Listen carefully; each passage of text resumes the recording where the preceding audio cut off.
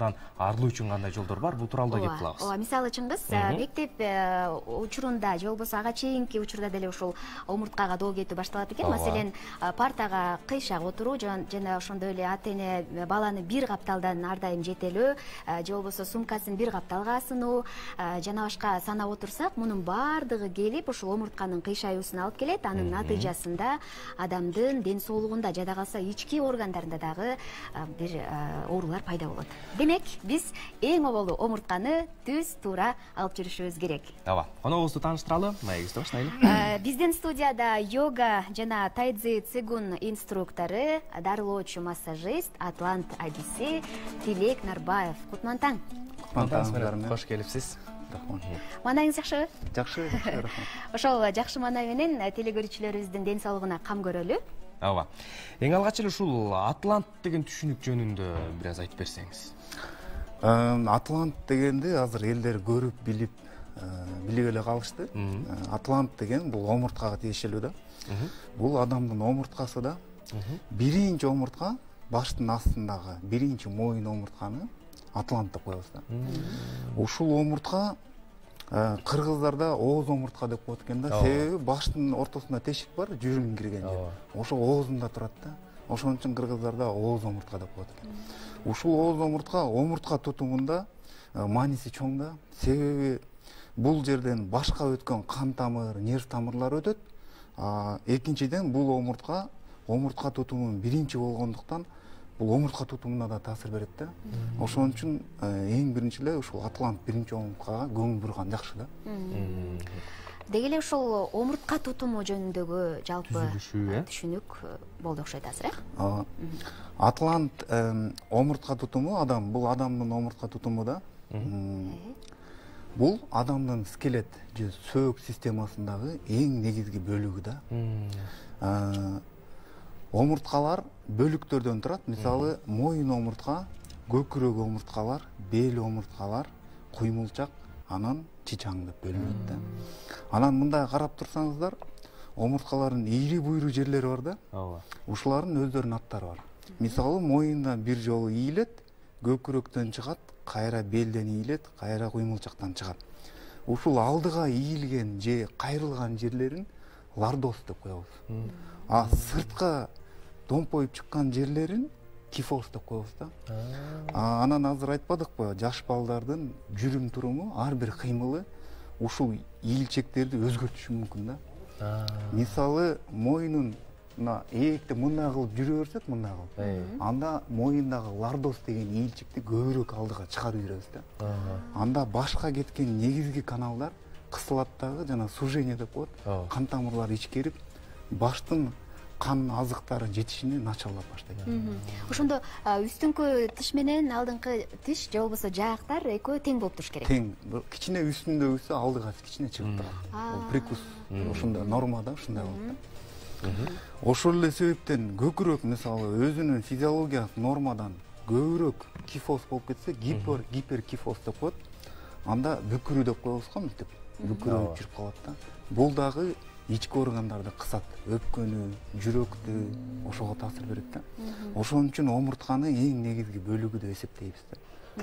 Демек, кандай адамды ден соолугу чың адам дейсиз? Демек, ден соолук дегенде биринчи эле ооруну кандай түшүнөбүз?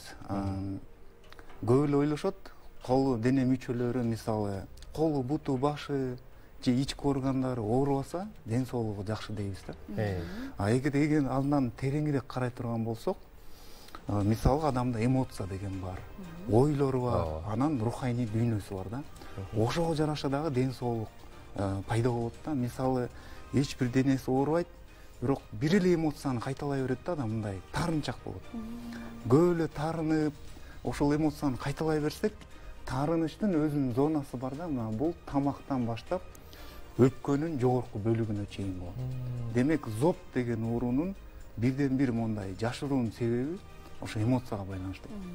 Эгер ошол эмоцияны кайра кайталай берсе, ал адамды ден соолугу чың деп айта албайбыз да. Үчүнчүдөн мисалы ойлор. Адамда жалаң мындай терс ойлор келе берсе, мындай бирөөнү көрө албай, же башка бир ойлор келе берсе, бул дагы оору болуп саналат да.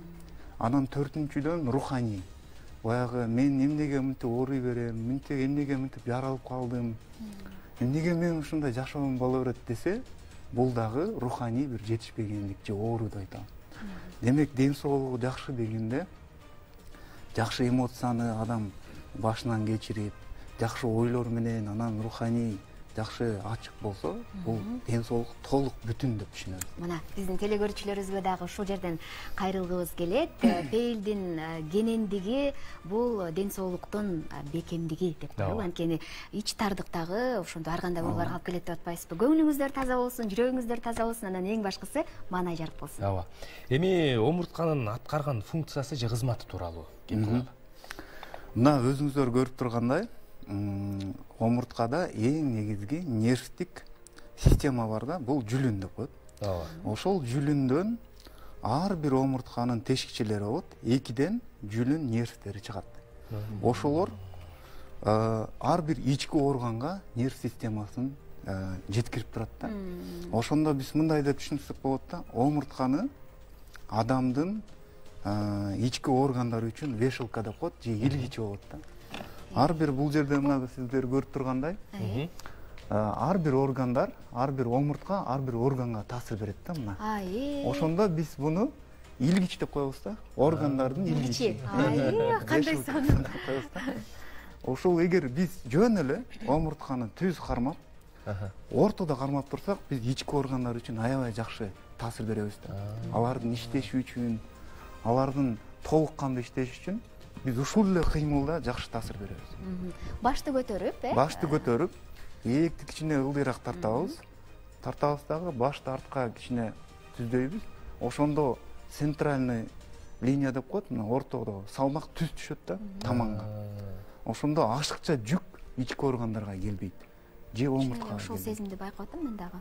Жеңил. Ошондо салмакты ушундай кармайт. Адам кадимкидей жеңил болуп калат да, түз кармаганда. Кантип адатка айландырат ушул башты мындай? Ошол биринчи эле эрежеси омуртка үчүн. Мен ар бир адамдарга келген, бизге келген, ооруп келген адамдарга айтабыз, эң биринчи эле омурткаңызды түз кармаш керек. Аны үчүн ээкти кичине ылдыйраак кылабыз. Анан башты кара куш мээни артка түртөбүз. Ошондо байкап көрсөңүздөр, көкүрөгүңүз ачылат, көңүл ачылат да. Анан жүрөктүн иштеши дагы жакшы болуп, дем алуу жеңил болуп калат. Ушуну адатка айланыш керек да. Отурганда дагы мисалы ушул эле эрежени сакташ керек. Басып жүргөндө же тике турганда ушул кармаш керек да. Ар дайым ушул сиздин кеңешиңизди эстеп жүрүшүбүз керек экен. Бул колуңуздагы кыйшайган омуртка окшойт, Бул жерде омуртканын түз жайгашканы. Бул жок, бул негизги негизги ушундай болот жайгашышы. Эгерде ийилип кеткен болсо же кыйшайып калган болсо, ал башкача көрүнөт. Башкача көрүнөт, башкача болот. Сколиоз деген дагы бар. Сколиоз деген бул неден келип чыгат? Азыр мындай жаш балдар арасында кездешип калганы өкүнүчтүү. Ооба. Азыр өкүнүчтүү. Биз аябай көп көрүп атабыз, кездешип атат ошол жаш балдардан. Негизги сколиоздун негизги себеби азыр белгисиз. Бири айтат бул баягы тубаса деп айтат. Бири айтат бул элементтерин жетишпегендиктен. Анан дагы бир үчүнчү себеби бул баягы баланын аз кыймылдаганы да. Көп отуруп калганы, туура эмес отурганы, ошондон сколиоз пайда болот да. Ошол сколиоз болбош үчүн жанагы эле эрежени сакташыбыз керек да. Салмакты түз ортого кармашыбыз керек да, ортого. Ошондо биз аябай көп омурткага пайда алып келебиз. Оор жумуш жасагандан дагы ушул омуртканын жылышып кетүү коркунучу бар да. Коркунучу бар. Оор жумуш жасаганда, мисалы, омурткалардын ортосунда диск же кемирчек деп коет. Ооба. Бул адамдын амортизатор деп коет. Бул катуу секиргенде же оор жүк көтөргөндө ушулар жеңилдетип турат да, жүктү жеңилдетип турат. Эгер биз оор жүк кайра көтөрүп, оор жумуш менен машыгып, анан буну эс алдырбай же башка бир көнүгүү жасабай жүрө берсек, анда бул дисктерге күч кетет дагы, зыян келет. Анда грыжа же протрузия деп коет, ошо алып келиши мүмкүн. Дарылоонун кандай жолдору бар? Деги эле кыйшайган омуртканы түздөп калыбына келтирсе болобу? Болот. Жашына да жараша болот. Мисалы, жаш балдарда болсо, биринчи эле эң жакшысы бул гимнастика кылган жакшы да. гимнастика дегенде биз омуртканы кармап турган тарамыш булчуңдарды биз дайыма мындай тонуска алып келип турабыз да, күчтөндүрүп турабыз. Ошондо омуртканын бир жакка кыйшайып кетишине жол бербейт. Ошол гимнастика биринчи болуш керек. Эгер сколиоз мисалы көбүрөөк кыйшайып калган болсо, анда массаж менен гимнастиканы экөөнүн бир алып кетиш керек да. Кээ бирлер операция деп айтышат, бирок операция менен операцияга чейин бул табигый жолдорду колдонуш керек да. Азыр жөнөкөй эле көнүгүү көрсөтүп бере аласызбы? Мисалы күндө бир кайталап турчу. Мисалы көнүгүү жасоо үчүн негизги көнүгүүлөр бар да, омурткалар үчүн. Мисалы омуртканы түз кармайбыз. Жанагы эрежелерди кармайбыз. Эекти түз, башты артка кармайбыз. Буттарды ийин менен барабар ачабыз. Биринчи эле көнүгүү буралгуу деп коет. Омуртканы мындай толгойбуз да, мындай кыймылын жасашыбыз керек. Аны үчүн колдорду көтөрөбүз. Анан жумшак оң жакка бурулабыз, кайра сол жакка. Максималдуу түрдө бурулуш керек. Максималдуу ким кайсыл жерге жетет, ошол жерге чейин. Бирок күч келтирбеш керек. Монтип катуу болуп силкилбеш керек. Силкпеш керек. Жумшак жасайсың. Ушуну эки тарапка тең 10 жолу кайталайбыз. Эми экинчи траектория, экинчи кыймыл омуртканы эки жакка же каптал жакка иштетиш керек да. Аны үчүн ошол эле турушта турабыз, бир колду көтөрөбүз, башты кошо ийебиз, омуртканын сол тарабын ачабыз. Жана мен айткан нерв тамырларды ачабыз да. Экинчиде оң тарапка, бул тарапты ачабыз. Буну дагы 10 жолдан кайталайбыз. Үчүнчүсү омуртканы алдыга ийиш керек, анан артка ийиш керек да. Ошондо биз 3 багытта иштетип атабыз. Бурадык, эки жакка, анан алдыга артка. Алдыга артка да болгондо биринчи жөн эле ийилебиз алдыга. Кайра көтөрүлөбүз, колду көтөрүп, бир аз артка чыгабыз, кайра түздөйбүз. Ошуну кайталайбыз. 10 жолу. 10 жолу. Ушул 3 көнүгүүнү эгер кайталасак, жаш балада болобу же чоң кишиде болобу, жанагы остеохондроз, сколиоз же грыжа деген оору болбойт да. Биз көрүп турган сүрөттө бул сколиоз, Ооба, бул мына бизде сколиоз. Сколиоз бул гимнастика, массаж, атлант жасаткандан кийин кайра түздөлгөн абалы да. Эгер ушул гимнастиканы кайталасак, анда жанагы остеохондроз оорунусуна жол бербейбиз да. Алдын алган болот. Алдын алган болобуз. Жакшы. Урматтуу телекөрүүчүлөр, бул жерде сүрөттү дагы бир жолу сиздерге көрсөткүбүз келип турат. Омуртка бул бүттүк ички органдардын илгичи. Аябай жакшы бир мындай кыска нуска мүнөздөмө кеңеш болду. Биз эгерде омуртканы түз алып, боюбузду түз кармап жүрсөк, ошол ички органдарыбызга дагы ден соолугубузга кам көргөн болобуз. Баалуу кеңештериңизге рахмат. Сизге убактыңызды бөлүп келгениңизге, ишиңизге ийгилик каалайлы. Бүгүн бизде йога, тайцзи, цигун инструктору, дарылоочу массажист жана атлант адиси Тилек Нарбаев болду. Ден соолукта болуңуздар, урматтуу телекөрүүчүлөр. Замана студиясы өз кызматын улантат.